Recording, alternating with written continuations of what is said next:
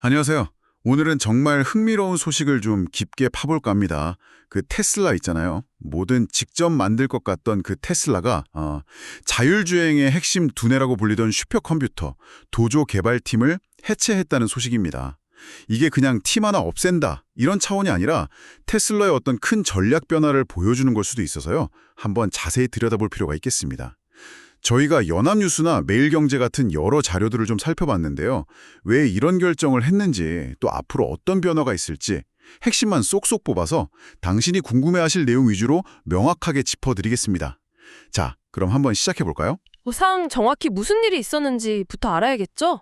블룸버그 같은 외신 보도를 보면요. 일론 머스크 CEO가 직접 도조팀 해체를 지시했다고 합니다. 그리고 팀을 이끌던 핵심 인물 피터 배너는 아예 회사를 떠나기로 했고요. 네, 맞아요. 그 핵심 인력의 이탈이 좀 커 보입니다. 그리고 벌써 팀원 한 20명 정도는 덴서티 AI라는 이름의 신생 AI 스타트업으로 옮겼다고 하는데요. 이게 또 흥미로운 게 이 회사가 전 도조 팀 수장이었던 가네시 벤카타라만한 같은 사람들이 세운 곳이라고 하더라고요. 아, 그 사람들이 나와서 차린 회사로 옮겨갔군요. 네, 그럼 남은 인력은 어떻게 되느냐? 테슬라 내에 다른 데이터 센터 관련 프로젝트로 재배치되고 있다고 하고요. 여기서 근데 도조가 왜 그렇게 중요했는지 잠깐 짚고 넘어가야 할 것 같아요. 이게 그냥 슈퍼컴퓨터가 아니었거든요. 그렇죠. 테슬라가 엄청 강조했었잖아요. 네, 테슬라가 자체 설계한 AI 슈퍼컴퓨터인데 그 수많은 테슬라 차량에서 나오는 방대한 데이터를 아주 빠르게 처리하는 역할을 했어요. 이걸로 오토파일럿이나 완전 자율주행 FSD 시스템을 훈련시키고 또 요즘 한참 개발 중인 휴머노이드 로봇 옵티머스 있잖아요. 그것도 똑똑하게 만드는 말 그대로 AI의 두뇌 훈련소 같은 거였죠. 아, 그러니까 AI 성능 개선의 핵심 기반이었군요. 그렇죠. 그래서 월가 분석가들도 이걸 테슬라의 굉장히 중요한 경쟁 우위로 봤어요. 예를 들어 모건 스탠리 같은 경우는 도조 덕분에 테슬라 기업 가치가 무려 5천억 달러나 더 높아질 수 있다. 뭐 이렇게 분석하기도 했으니까요. 와, 5천억 달러요. 정말 엄청난 가치를 부여했었네요. 근데 그렇게 중요하게 보던 프로젝트를 왜 갑자기 접는 걸까요?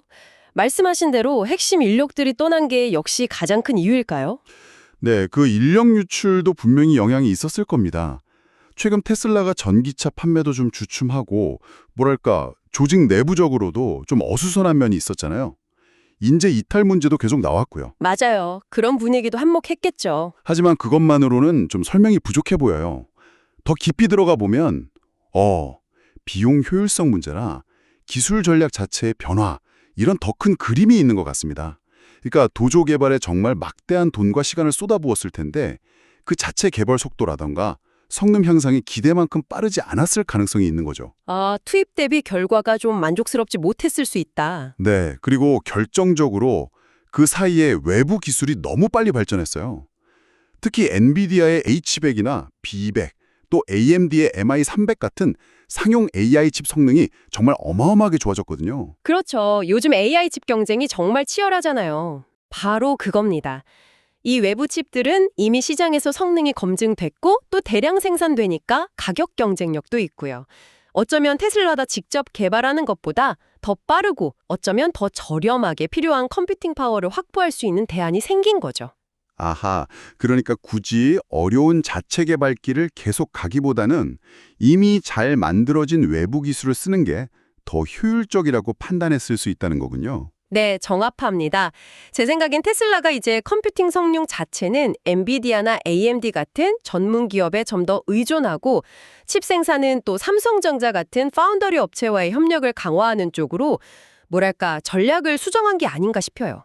독자 개발 노선에서 약간 방향을 틀어서 외부 협력을 통해 속도를 내겠다. 이런 신호탄으로 볼 수도 있겠네요. 네, 좀 더 실용적인 접근으로 선회한 것 같습니다. 그렇군요. 그럼 이 결정이 앞으로 어떤 영향을 미치게 될지 좀 궁금한데요. 먼저 테슬라 내부적으로는 변화가 좀 있겠죠. 당연히 있겠죠. 당장 그 FSD 시스템이나 옵티머스 로봇 학습시키는 인프라가 기존 도조 기반에서 엔비디아 같은 외부 칩 기반으로 바뀌게 될 테니까요.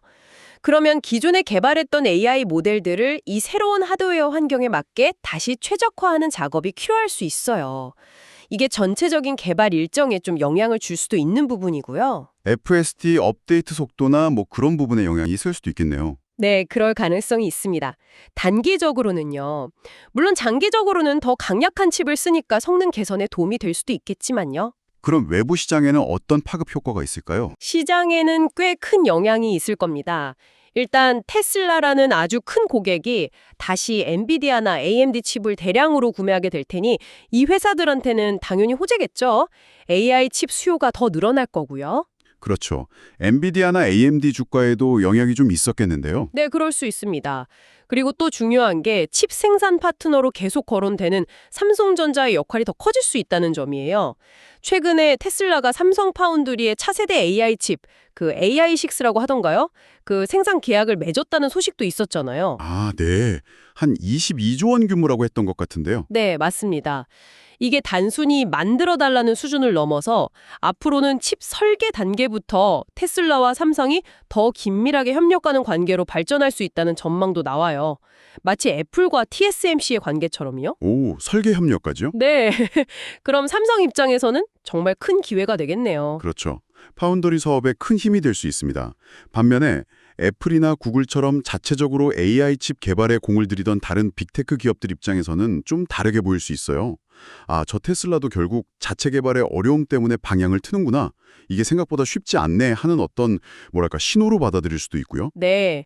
내부 개발의 어려움을 보여주는 사례가 될 수도 있겠군요. 네, 그리고 소규모 AI 칩 스타트업들은 아무래도 테슬라 같은 큰 기업이 자체 개발을 줄이면 투자 심리가 약간 위축될 수도 있겠죠? 그렇군요. 여러모로 파장이 크네요.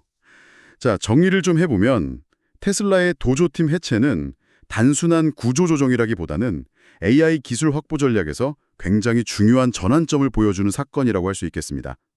자체 개발의 어려움이나 한계를 인정하고 외부에 검증된 최고 기술과 손을 잡아서 속도를 내겠다. 이런 좀 더 현실적인 판단으로 읽히네요. 네, 맞습니다. 어떻게 보면 고집을 꺾고 실리를 택한 거죠.